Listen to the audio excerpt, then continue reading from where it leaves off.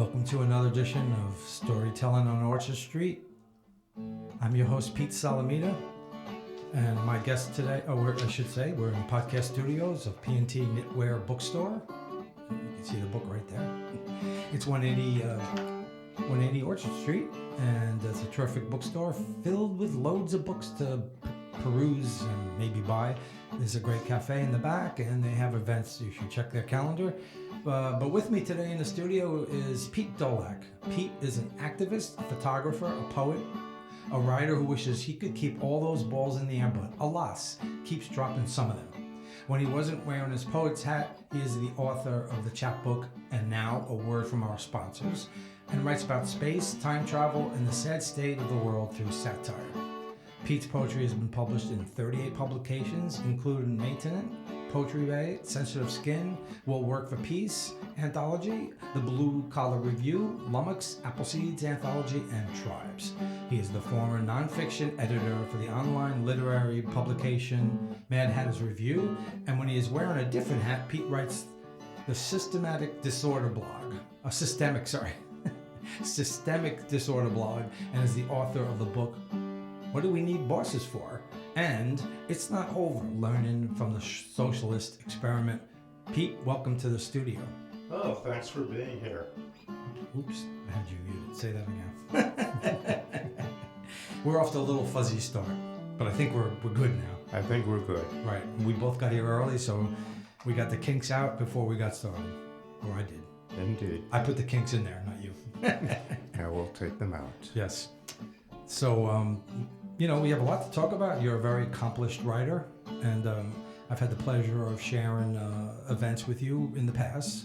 I always enjoy your poetry and your writing and your delivery. I like your delivery too. Well, thanks. Yeah, that's 50% of it. It really is. If you write something really interesting, but you read it in a dull monotone and have a piece of paper sitting in front of you, right, you take all the fun out of your material. And some people the opposite way. You look them at in print and it's like, okay. Right. But you hear them do it in public and it's like, wow, right. boy, they got something there. Right. So the trick is to try and put those two halves together in one whole. Exactly. And then you have a nice pot of stew. So we're going to talk all about all this great stuff you've been involved with, all the things you've written, including that giant book over there. Hold that up for the camera. It's a beautiful cover. Yeah, there we go. Who did the cover? I picked out the cover myself. I mean, it was officially put together by the publisher, which was Zero Books. Right. Can I see? Based in England. Right. Absolutely. And it's very heavy. Yes, it is a big book. It has big type and big margins and a lot of space between lines. So it's about twice the amount of pages it would have been if it had been typeset the way a book normally is. So it really inflated the price. Okay. The size. But it looks awesome. So if I was in a bookstore, I would definitely pick it up and take a look at it for sure. So we're going to talk about that and the other things that you've accomplished and written. But first, let me just get to know you. We do these events, and sometimes we get to say hello, maybe have a quick little, hey, how you doing kind of thing. I can't say I know you that well, and we want our listeners, viewers, to get to know Pete, because the person is really, what makes the writing, correct? Oh, absolutely. Yeah. In my case, I actually started out as a newspaper journalist when I was 17. I grew up in New Jersey, about 25 miles. At 17? What newspaper was it? Well, it was a small community newspaper that actually still exists called Suburban Trends. Based in Butler, New Jersey, but it covered a large part of two counties, Morris and Passaic, where I grew up. So I started covering, and the town I grew up in has two public high schools. So you grew up in Butler, New Jersey? I actually grew up in Wayne, Wayne. a much larger town near Butler. The newspaper happened to be based in Butler. Wayne was part of its circulation area. And, where in Jersey is Wayne? About 25 miles west of the city, just immediately west of Patterson, which would probably be the largest city in the immediate area that people might have heard of. Okay.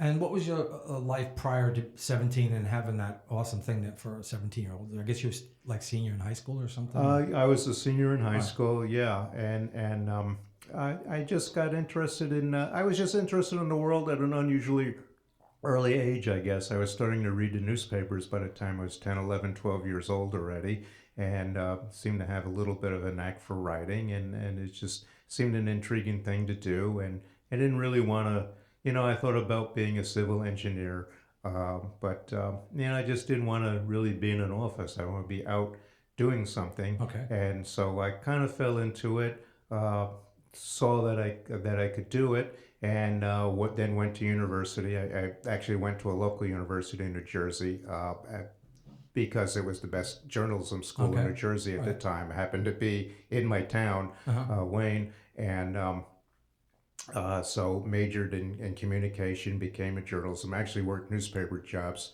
all the way through, and actually by the start of my senior year in college, I started working as a daily newspaper reporter for the Hudson Dispatch, based in Union City, right across the Hudson from here. One of several newspapers I've written for that are long defunct, and that's kind of how it all started for me. So you found something that you're passionate about very young. That's really cool. I did, and of course I burned out of it at an early age. So I guess that's the flip side of getting into something when you're young. When did that happen? That would happen in the mid '90s when I was in my early 30s. So you're still a journalist for newspapers? Yeah, I was still a journalist and now I was actually back at the paper I originally started at, the Suburban Trends, and now as the managing editor, so I was essentially running it at this point. Went in, a colleague at the time was starting up a startup, wanted somebody to come in and be the editor and set everything up. So I decided, hey, let's take a chance on this. Unfortunately, it lasted 5 months and folded. But that's a whole. The startup never started. yeah, we got about 11 issues out, and that was about it. Oh, wow. That's a whole story unto itself. So now it's the late end of 1994. I'm kind of really getting burned out in journalism. I'm tired of making starvation wages. Because if you're at smaller newspapers, the pay is definitely not good. And a lot of other aspects of my personal life were kind of falling apart at that time. So I just decided it's time. Usually after 30, people kind of settle in, but I'm a late starter on this one. And I just decided, okay, it's just time to start anew somewhere else. So I just started putting in for jobs everywhere. And I'm very fortunate that a job came through in New York City. And a part of me always kind of felt sooner or later I'm going to wind up in New York anyway. It was not really meant to be out in the suburbs. You don't seem like a suburban guy to me. No, definitely not. That was part of the difficulties I was having. So I came to New York, really threw myself very heavily into political activism, which in a way led to poetry, oddly enough. I was doing... So before that you really weren't much writing poetry, or? I didn't write poetry at all until I came to New York. So I didn't even start writing poetry till I was past 30, actually, interestingly enough. Right. Well, I didn't start until I was like 60 or 58 or something like that. Right. And so what happened is basically I was doing some very serious organizing work, and one day, a poet, Larissa Schmilo, who does a nice workshop these days. She was very active on the poetry scene in those days. And so we got to know each other, and she says, hey, I'm doing this reading every Sunday at a long defunct place on West 3rd. And you should come out. And so I was busy, and one Sunday I was free, so I just kind of went. With a completely open mind, having no idea in the world. I'd never been to a poetry reading in my life, and no idea what to expect. So I go in there, and I'm really grateful that was my introduction to poetry, because she only put really good people on as features. So people were really entertaining and funny, and could tell a story and really put all these aspects together. I thought, oh wow, this is really good. And so started coming, and then people would say to me, well, you're a writer, why aren't you up there? And I said, well, I'm not a poet, you know. And then I started writing stuff, and then I had no material whatsoever, so I literally had to write a new poem every week. So I had something, otherwise I'd just be repeating the same thing all the time. Which I try very hard. I try very hard not to repeat poems too much Right. in front of the same group of people. At least. Right, Right. right. And well, this would have been worse because I would have had, if I had one poem, I'd read the same poem every week, and Right. people would really get tired of that. So They would start reading out loud along with you. Yeah, so I always had a lot of strange ideas banging around my head that I had no outlet for. Now suddenly I found I had an outlet. So Right. I thought it would take me a while because I used to being a newspaper journalist and writing in a specific format, and now I have like all this freedom to float all over the place. I surprised myself. I kind of found my poetic voice pretty rapidly. And you do have a different voice from other people. Yeah. I admire that part of it. Yeah. And everything. So started going around to poetry readings, and here we are. 29 years later, And look at all that. and all this. Yeah. Were you when you were younger? Did you have any other creative outlets like music or fine art or anything else? Or was it just writing? Just basically, it was writing for me. I certainly had an appreciation of music and a lot that of I other know things. because I think that's come up. Yeah. And everything, but I didn't. Writing was my one creative outlet in those days. Yes. Mm-hmm. You know what? We're a dozen minutes into the show pretty much already. So take a break from the chat, and why don't you read something? All right. Why don't I start off with something really short here? And this one, sometimes you just don't know when your next poem is coming. And this was written several years ago on an August day when it was really hot and really dry August. And finally, it was about to break. The humidity had really built, and it was just this really strong haze, and you knew it was going to rain. And I live on the waterfront in Brooklyn, and where in Greenpoint, actually, Greenpoint, okay. and not far from Orchard Street. And I just got an inspiration, so I almost never sit down and write a poem straight through, but this is a rare example where I did, because I just got so inspired by how the sky looked. Cool. So this is a few shades of gray. Everything is so gray. The skyline angular in monochromatic haze. Further away than they are, nothing really to say.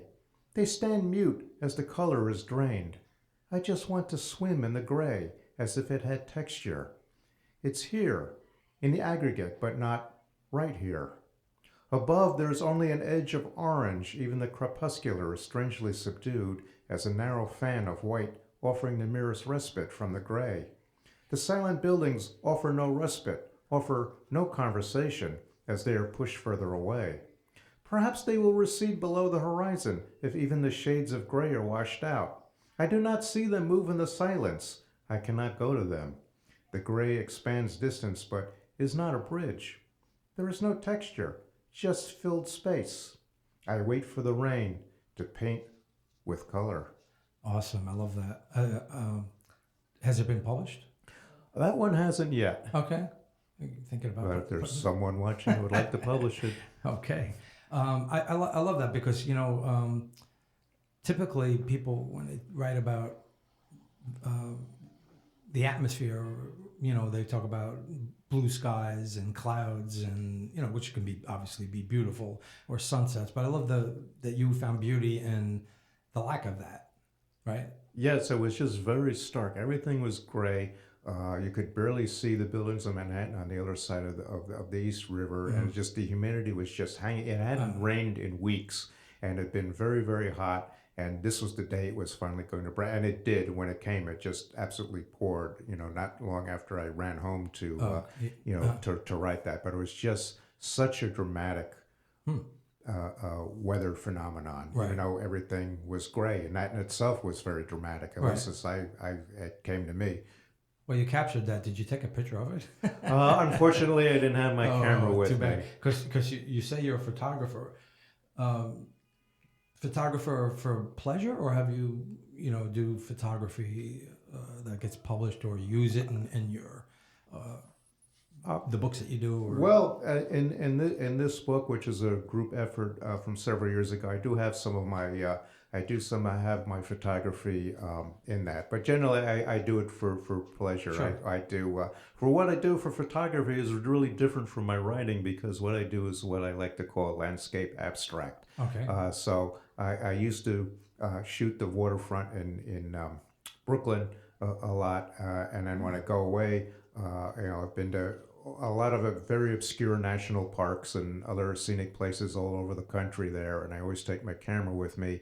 And what's nice about photography for somebody like me, who's a very impatient person, photography teaches you patience. And there are times when you literally spend 15 minutes lining up a shot, or even 20 minutes. And I actually still use film. I'm guess one of the last places. There's still one film lab in Midtown, thankfully. If they go under, I think that may be it for me. But there's one like blocks away from me. Okay. Yeah, it's called Accurate. I've been thinking, like, my wife and I have a big collection of all kinds of oddball, some good, but of cameras. And every once in a while, I think it'd be fun to get back to that. Because, we all have this in our pocket. Yeah. So it's easy. We can take pictures with that, but it's a different thing. It's a very different thing. I bought this camera used in the 1980s, and I'm told it's a 1970s model. Okay. Completely manual, so you had to learn how to take a picture because there's 3 different manual settings, and they all have to be set in conjunction with one another. Right. And that's in addition to actually getting your angle and everything. Right. So that's why photography teaches you patience. Well, that kind of photography. This kind is not about patience. It's like right. That's a different thing. And I've had a few shows at various galleries in Manhattan and Brooklyn. In fact, once I had a show where I showed with my partner. We had been to Glacier National Park in Montana, and she's an artist. So she brought all art. What's her name? Have I met her? Friend Luck, who probably is best known for her as an activist work in this neighborhood, and also for the past 20 plus years, she's the host of Joy Resistance Multicultural Feminism on WBAI. Okay. And but she's actually a fine arts graduate from Cooper Union. Nice. And so she brought her art equipment with her. I brought my camera with her, and so we were in a group show where I showed my photos and she showed her pastels. It was that sounds cool. Yeah, it was very nice. I hope for us to someday do in the that future together. you do something like that again. I would definitely like to go to that. Yeah, it certainly would be. Yeah. You want to talk about your activism? Okay, well, that actually started when I was still in New Jersey. I became active in the local Amnesty. Give me a good description or what activism means to you. Okay, for me, it means leaving the world in a better place than you found it.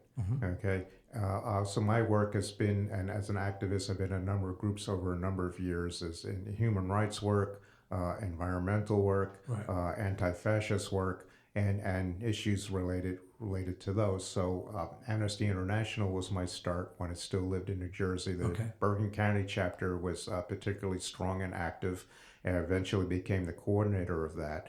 And sometimes you don't know how good work you're doing. While I was in Amnesty, they had a regional conference up in Boston. So I decided I would go, and I told everybody in a group, it's like, I'm going to go up there, I'm going to get some ideas, I'm going to come back, and we're going to have some good ideas to build on us. So I go to the conference and I go to the workshop where people are going to tell, what they're doing. And to my genuine surprise, myself and one other person who I believe was in a chapter in New Haven, Connecticut, wound up teaching this and explaining everything we were doing because we were way ahead of what everyone else was doing. Okay. And so it was interesting. I went there to learn from other people, and I wound up, passing my knowledge on to other people, which of course is equally good and maybe even more necessary for those of us to have it. When it came to New York, as I alluded to earlier, I was doing some very heavy duty activist work with a group called oh geez, it just blanked out on me. But sometimes the old memory is not quite one way. Oh, the National People's Campaign. There you go. It always comes back to you. And so like, what kinds of things are you doing? Is it just well, tell me, like, it could be writing, but it could be presenting ideas in public. Like, or what other kinds of things when you talk Okay, about I, activism? I'm not really doing any much in the way of activist work. I mean, I'll show up at demonstrations when I can here Right. and there. My most recent work was with Trade Justice New York Metro, and our big activity was trying to put a stop to the Trans-Pacific Partnership, which indeed happened. So I'd like to think we played a little bit of a role in that. So mostly what I'm doing now is my writing, other than the poetry.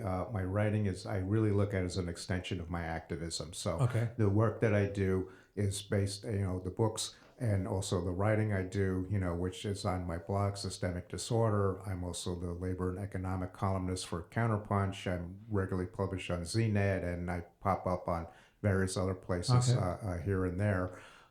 So it's a form of educating people of situations that you feel need to be addressed. Right. I specialize in economics, and I'm not an economist. I just play one on the internet, Okay. but I'm kind of self-taught on this stuff. So I figure if we're going to be a left activist and we're critics of capitalism and we're anti-capitalist, some of us are, and well, I am too. Ooh, I'm confessing on camera. And if we're going to be critics of capitalism, well, then we ought to understand it, and we ought to have some understanding of economics. And I find that most people don't, and that includes people who are left-wing activists who are activists on these kinds of issues, not because of any. Certainly, a lot of politicians don't.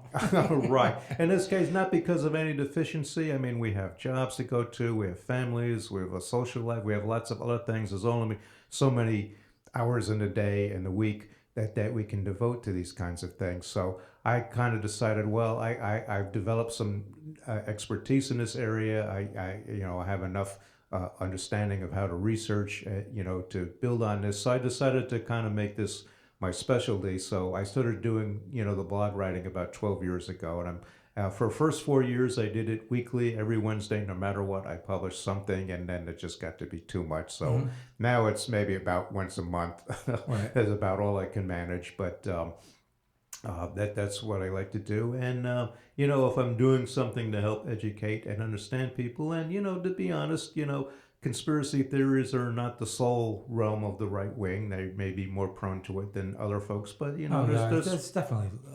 There's folks on the left Yes, who for are sure. prone to that kind of stuff Right. too. So I see Where do what you think it that is. comes from? I think Conspiracy theories. I think it comes from it's just easier than doing the trouble of spending a lot of time researching it. And Right. again, we don't necessarily have the time to do it. So Right. a conspiracy theory is a nice shortcut. Oh, here's the answer to everything. This explains a whole bunch of stuff. It's this nice little simple narrative. And that's appealing to a lot of people, Right. unfortunately. And, there's no point on the political spectrum where that's unique to. It's more toward the right, but there's certainly people in the center and Do you people think on the the people political that left. the people that like to delve into conspiracy theories, there's something missing for them, and they need something to grasp onto? Oh, absolutely. I think you hit it right on the head there. I mean, let's face it.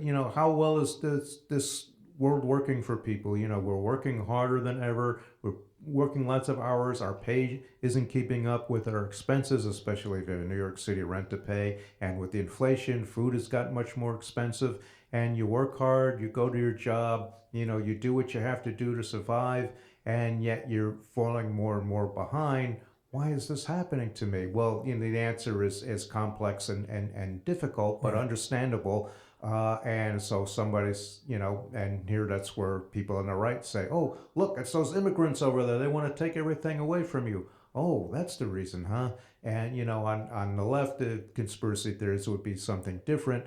But again, it's But a there's shortcut. conspiracy theories on so many subjects too, not just politics. Right, of course. Yeah. This is across the board, but that's the area that comes immediately to mind when we're thinking along these lines. So breaking down conspiracy theories and saying, look, we don't need these conspiracy theories. We really can understand it. And I think the average person is capable of understanding.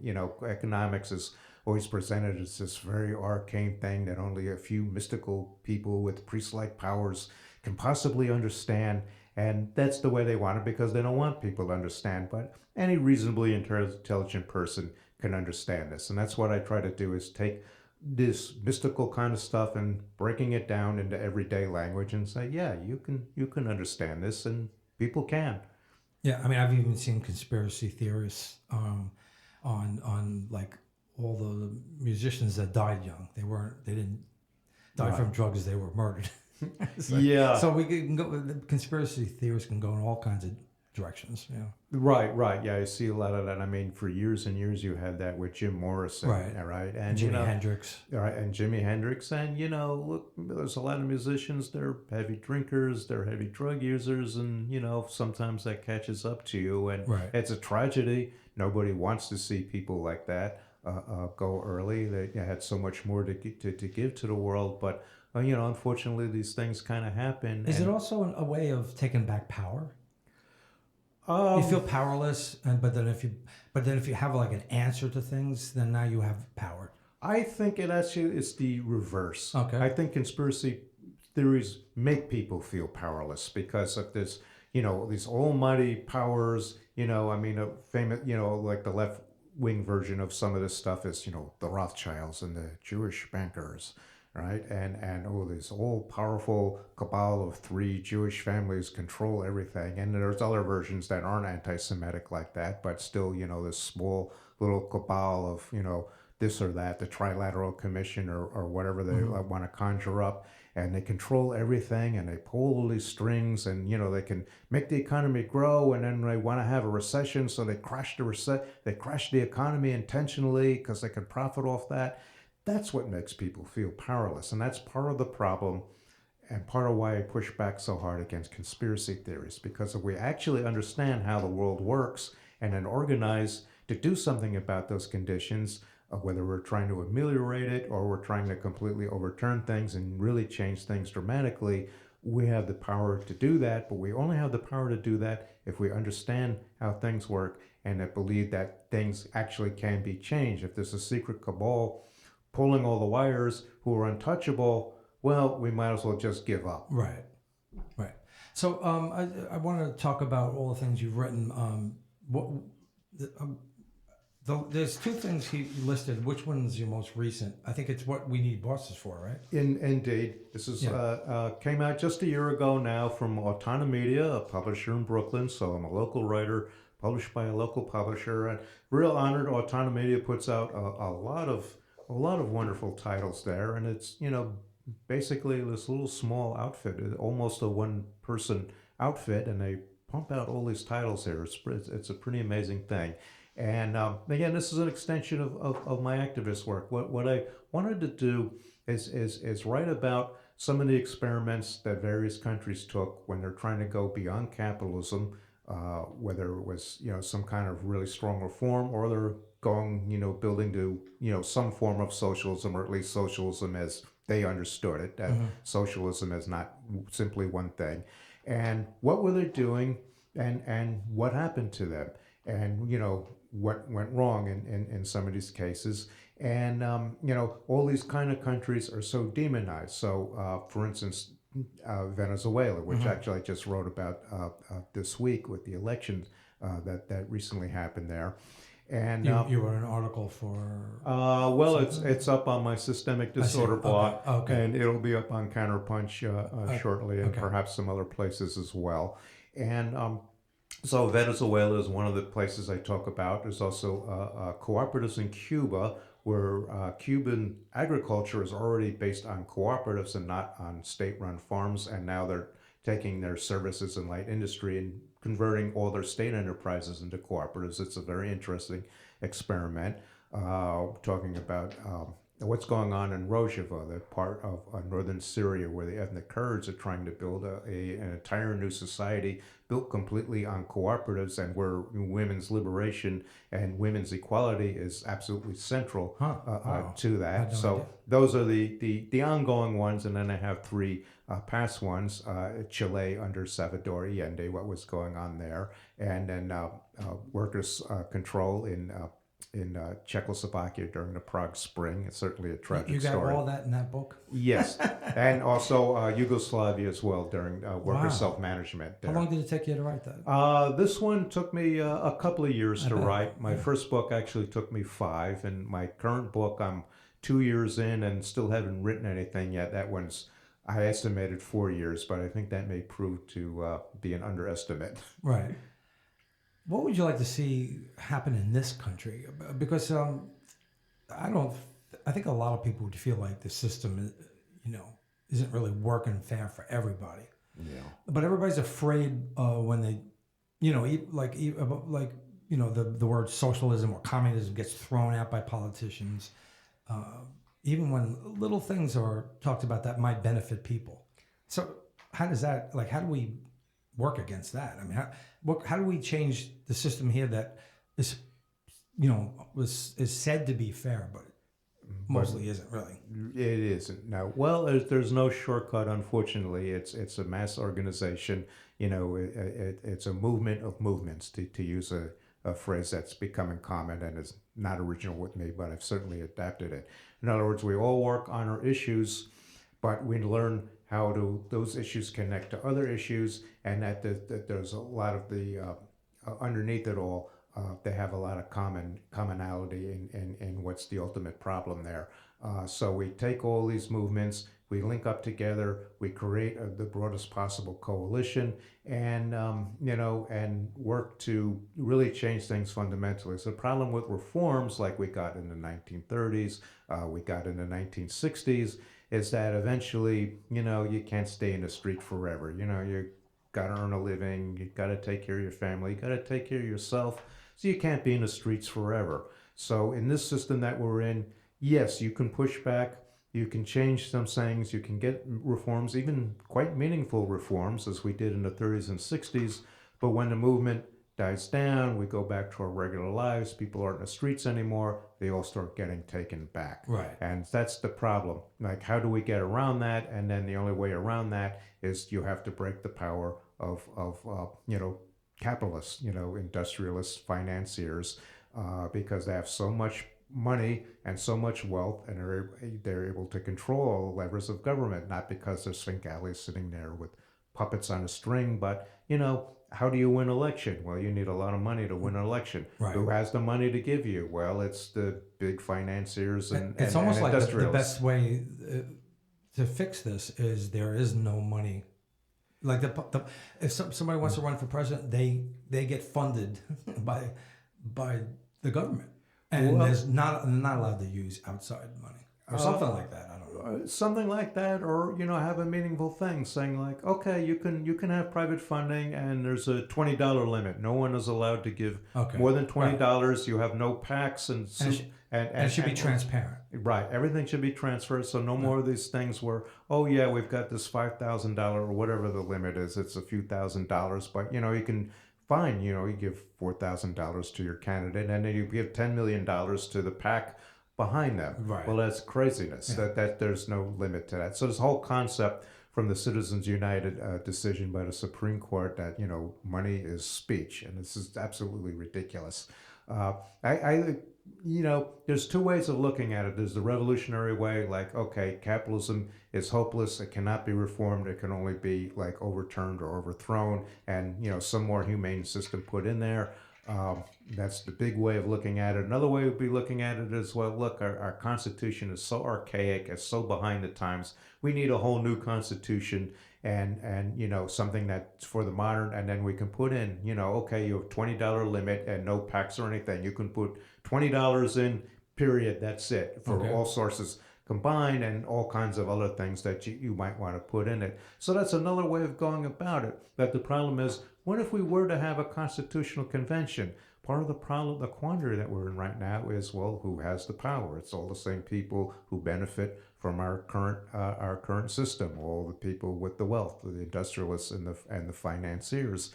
So who would control a constitutional convention? Probably those are the people who would control a constitutional convention. So if we threw open the Constitution under present day circumstances, we might well get something even worse. Right. And so this is the conundrum that we're in today, because there just isn't enough of a movement around to really move the needle on anything. I mean, there's certainly advances, certainly in the social area, same-sex marriage and expanded rights for people, and of course now we're getting the very strong pushback against it. To get rid of those rights.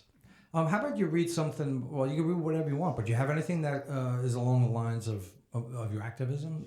Uh, yeah, That let you'd me like to read? do something that's kind of environmental. Now, you know, when we write poetry, we're not writing speeches. We're Right. writing poetry. Mhm. So you can say things in there, but you can do it in a lighter vein, shall we say? So Sure. perhaps this will be an example. Okay. It's an honor to play lacrosse with a space alien. Back to life, waking up after hibernation on a different world under Earthsat skies, where the grass isn't blue or in the shadow of the fourth dimension, where squares are boxes that leap over the ground like happy dolphins. What if sharks were like dogs and we could pet them, give them some fish and tell them, "Good shark"? The dolphins might get jealous. They'd attack the sharks, but not on our behalf. Save some fish for the dolphins. Save some for the cats too. A cat will be your friend if you save some fish for it. You can't go wrong with a good cat, nor will it try to eat the shark, whether good or bad. Space aliens don't eat fish. Probably have to bring their own food across those light years because everything here is poison for them, just as we couldn't eat on their planet. We're lucky they breathe oxygen and can ignore the nitrogen like we do. They might be permanently high if they could breathe nitrogen because we have so much of it, and might spontaneously burst into flames if there weren't so much of it to dilute the oxygen. Wouldn't be good for us either, given that a small spark would become a fire. Dolphins would still be happy. No fire in the ocean, but maybe the Cuyahoga River burst into flames anyway, even without us. Even with all that nitrogen, land keeps burning, more of it every year. Space aliens might be good at lacrosse, but not necessarily able to alter the climate in 3 dimensions, and those are all that we have. Manipulating time and space might be fun if we get to keep dolphins and cats. Well, we should save the sharks too. There's a creature for everybody. Although I've never seen a shark or a dolphin in Newtown Creek or the Gowanus Canal where nothing can live. Perhaps blue grass could get a foothold in those waterways. Oilways, chemical dumps. Let's not get technical here. Mostly water, 3 dimensions, and green grass. Okay, maybe dead brown grass that we wouldn't want to examine too closely. Cats might not want to eat blue grass, even if they like to travel. Space aliens might not want to eat green grass, or maybe anything colored green. What if green is poison to them? They'd be sorry they came here unless they brought their own food. And we dyed the lacrosse playing field another color, maybe blue to make them feel welcome and give them a sporting chance. Blue skies would make them happy. Blue skies tend to make us happy. You have to wonder if our descendants will have any blue skies, or if the grass will be brown and not to be examined too closely, and the space aliens, while happy to have people honored to play lacrosse with them, will wonder why humans allowed their own planet to become uninhabitable when there isn't another. Oh, that's great. That's really imaginative. Oh, thank you. Where did that come from? It came from Mixing all those things together. it came from the first line. Very often, poems for me, I just have a line. You know, it happens to me sometimes too. I get a line that sounds good, and then I write around it. Right, and that's it. And that line stayed with me for probably over a year, and I just didn't know what to do with it. Right. But I liked the line. It just really stuck in my head. But you wrote it down somewhere. I did write it down. Yes. You write like in a journal or computer? Or I everything I do is on a computer. Right. My handwriting is too slow, and I'm a very fast typer. So that's the way I got used to that. Being a journalist, being on computers, so it's just a way. I wrote my book on my phone. Wow. I know it's kind of weird. I can't stand my handwriting, so I can't write that way, and I'm not always in front of a computer. Right. I'm very seldom in front of a computer these days. So. Oh, well, good for you. I wish I could say that. Unfortunately, I wait too much time in front of the computer myself. What are you doing for work right now? Well, at the moment, I'm out of work. If anyone out there needs an editor. Oh, okay. But my earning a living work is actually as an editor. Mm-hmm. My last job, I worked for a renewable energy consultancy, something very different for me. I'd always been in publishing in one form or another my whole career. I had been the chief copy editor of a legal newspaper for 16 years. Got laid off from that. Wound up at the renewable energy consultancy. Got laid off from that. It's times are difficult, I guess. And prior to that, I done some trade paper jobs. I did a 2.5 year stint at the Dow Jones News Service, Huh. a financial wire, which is actually, in a way, it was a terrible, terrible job. I hated working there. Why so? Uh, well, it was an electronic sweatshop. Oh, And also culturally, I was a very bad fit for it. Dow right. Jones, it's a very, very corporate, very buttoned down. Yeah. I You know, get, this right. is the Dow Jones way, and Right. no, Right. it's unthinkable to question I anything. can't see you in that environment. You Yeah. was not. I was not a good fit for that. But the one good thing I got out of it was that all the things I thought I knew or suspected about how finance capital works turned out to be true. It really Okay. does work this way, and Right. you couldn't begin to count the amount of when the companies would put out their press release, and it always at the end they always list what they do, and the Acme company proudly makes fine widgets and looks forward to enhancing shareholder value, and this is always what they did. Right. Right. So you see that how Wall Street really has used to be kind of a balance between industrial capital and finance capital, but in more recent decades, Wall Street has really gotten very powerful, and they call the tune. When we point the finger at Wall Street and say, hey, this greed is killing this country, it's killing the world. It's not hyperbole. Right. Yeah. I bet. So out of all things you've written, what's what's on this table here, or otherwise? What are you most proud of? Oh, oh boy, that's like asking a parent what child they're most I proud know. of. I'm not sure I could quite answer that. I'm hoping the book I'm working on now, which will probably be another 3 or 4 years before it's out. I'm hoping that one, if I really pull it off, I'm actually working on something of a people's history of capitalism. So it's an Wow. immense amount. Like I said, I've been researching since January a year ago, and I haven't even at the point of starting to write. And this is all just to get us up to the eve of the Industrial Revolution. How are you doing your research?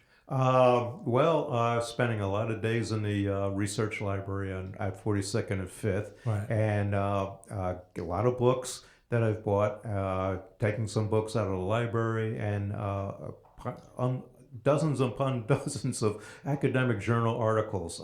Being I have a library library card, I should say. You can access an immense amount of academic journals that the library covers, and they all Okay. have electronic versions of it. So you just kind of plug in your specifics there, and you can read it on your home computer. So what I do is Wow, that's awesome. I have about 24 different categories of stuff, most of which have several different things on. Well, you said on it. you said you're not working, but that sounds like a job. It is a job. That's Yeah. part of why I'm doing this now, because I Right. have to have the time. Once I'm Right. working again, which, again, if anyone out there needs an editor, Hire this man. He's a smart guy. I'll have a lot less time, and the research will certainly go a lot slower. Right. My second book, I did my previous stint as being unemployed after I got laid off from the legal newspaper job. That's when I did that. The first book I did while I had a job, and at that point I kind of vowed, yeah, I don't think I want to write a book while I still have a full-time job. But this one I'm going to have to. Well, I imagine that kind of a book you really have to put a lot of time into it. It's not like writing a poetry book. It's not like writing a poetry book. It's not like writing even Yeah. a novel. Although I've Right. never written a novel, so I can't speak to that. But Right. you sit down and you just have piles of books and piles of papers and printouts all around you there, and you gradually work. I write the kind of book. It's written for a general audience, but it's footnoted like an academic book would. So even this little book has 1,000 footnotes in it, Wow. and one has even more. And so what you do is I have one big screen while I'm doing the writing, and then I have a second screen open up, and that's where the footnotes go, because I have to keep putting in the footnotes as I go along, because you never be able to keep track with everything. Wow. So It's a process. it's a very slow process. Right. So I suppose this is like photography. It really Right. teaches you patience. And do you like that process, or you just know you have to do it? I think it's more you have to know you have to know this is what you have to do. I have to say I really enjoy the research, because I'm I like to look this way. I'm basically writing what I'd like to read. So Okay. when I'm That's a cool way of looking at it. yeah, so interested in learning. And there's an old saying: if you want to learn a subject, write a book about it, and it's really true. Right. It really is true. So this is very, very educational for me when I do these kinds of books, and you learn all kinds of stuff there, and hopefully a lot of people out there, or at least some people out there, will also find it interesting. Yeah, I bet. Would you like to read something else at this point? Sure. Let me do a short I travel. love the you're reading from paper. It looks like this paper looks like it's been carried around for a long time. Yes, it has been carried around for quite a while here. It's dog-eared and it looks like the color of the paper has changed. Well, long as I can keep reading it, that'll matter. Now, I like to do a lot of traveling, and as I said, I've been in some very obscure national parks, and even a few famous ones, one of which was Arches National Park. So my first of 2 trips here, I hiked out to the furthest place you could hike out to and just kind of hung out there. Okay. And this was the result. Great. I never did under...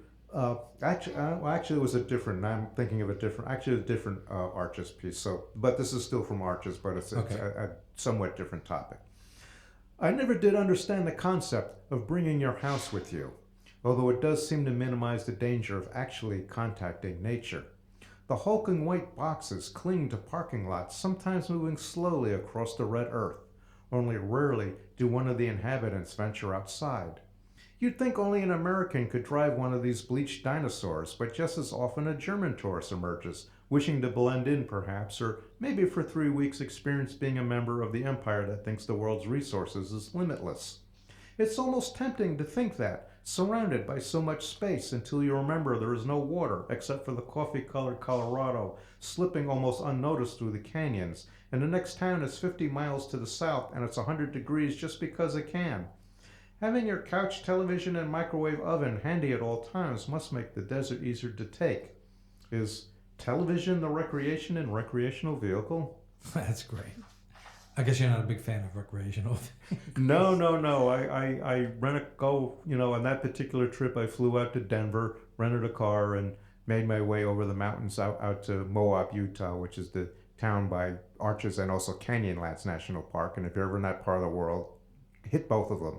The Canyonlands is very interesting, also definitely different. But I like to rent like the smallest, most compact car I can with the best gas mileage, and a little bit less than my footprint on the earth. All right. So you're a big fan of the outdoors and nature.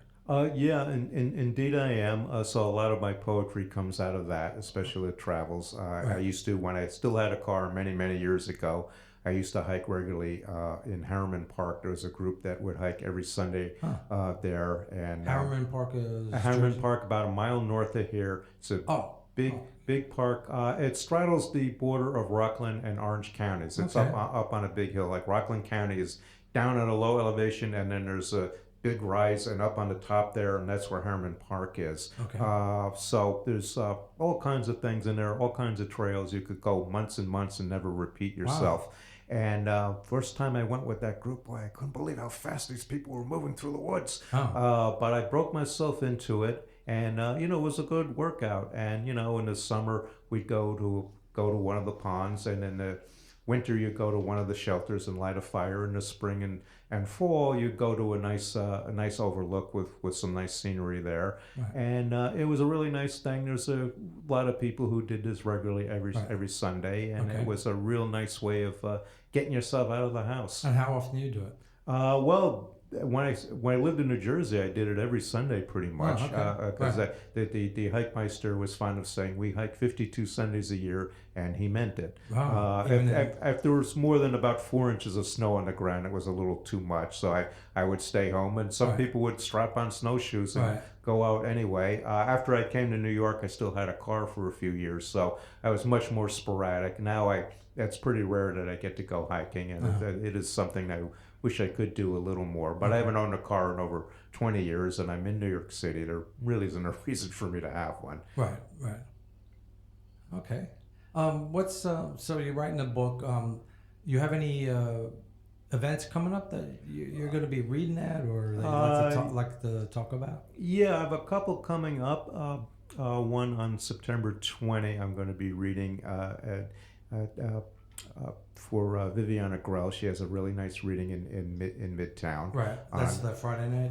It's a Friday. It's a Friday night on 45th Street, and at the One and One, the Artemis reading, that's once a month on Sundays at the One and One Lounge. Did they take a break in the summer? Because I didn't see any. Well, they took July off because everybody was out on Governor's Island for the festival. Right. They did do August, which I missed. I missed the date for that. They will be doing it later this month in September, Right. and again in October. So it's once a month. Once a month, Okay. yeah. They do it on a Sunday toward the end of the month. I think in the beginning it was more than once a month. It may have been, but that seems to what settled that. And their October edition, which is something in the 20-something there, but whatever the last Sunday of October, I believe that's the day. I'll be one of Diana's features for that. Right. So I'm looking forward to both of those. I was a feature in the early ones when Dee Dee was still involved. Right. Yeah. Right. Yeah. I did one of those. Yeah. So I guess the other thing is, of course, and this is well ahead of time, is the annual alternative New Year's Day marathon. Oh, sure. Which has bounced around various venues over the year. Last year we were at the West Beth right. Community Center. Not sure where it'll be. It may be there, it may be somewhere else. Right. We're just starting to organize for that. So that's New Year's from 2 p.m. to 10 p.m. and that's 8 hours. So fallen to me to be the director. Bruce Weber, who many people watching this would know, founded that in 1995. Oh, wow. Very rapidly. Jeez. That's a long history. Yeah, a long history. Very rapidly became, probably the most look forward event for the year. So it's the one day all year, all the poets are in one place. I mean, not literally every poet in the world, or even in New York, but a hell of a lot of them. We have about 150 or more people who appear on that. Do you stay for the whole thing?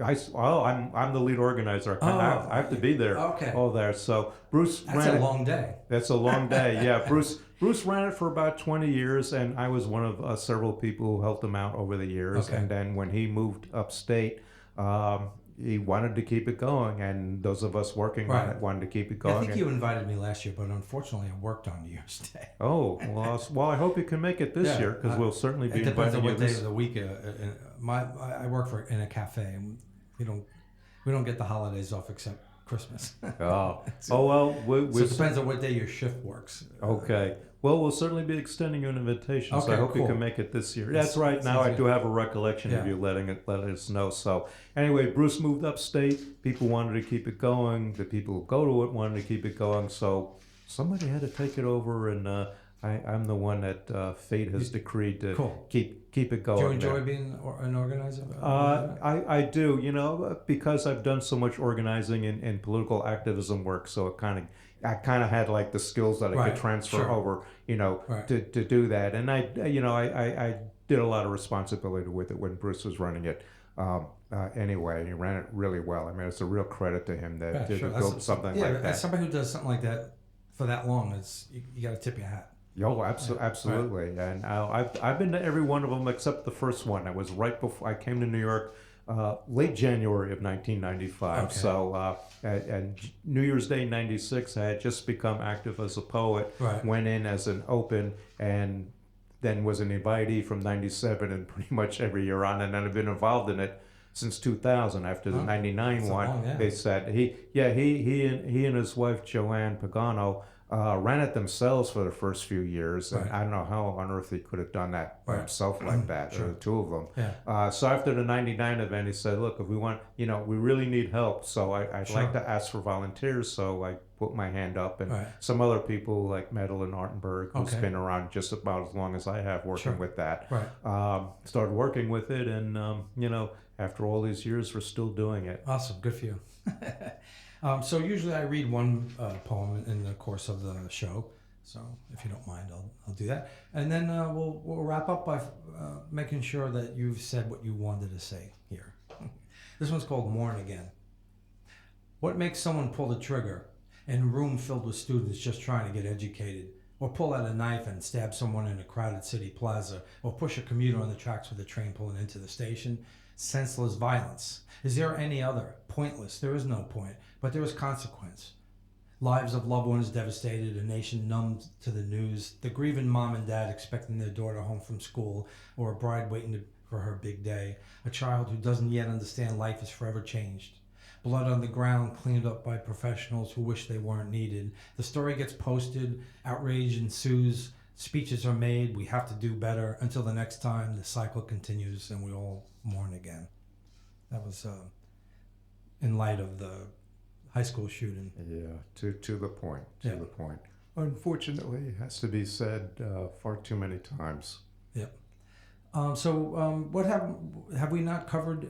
Have we covered what you wanted to get said on the show today, or is it something that you'd like to impart with? Yeah, I think we've kind of covered things. You know, I mean, people want to look me up and buy my books. That would be very lovely. Yeah, how do they find you on the socials or online or whatever? Okay, well, we've got this one published by Autonomy Media. What do we need bosses for?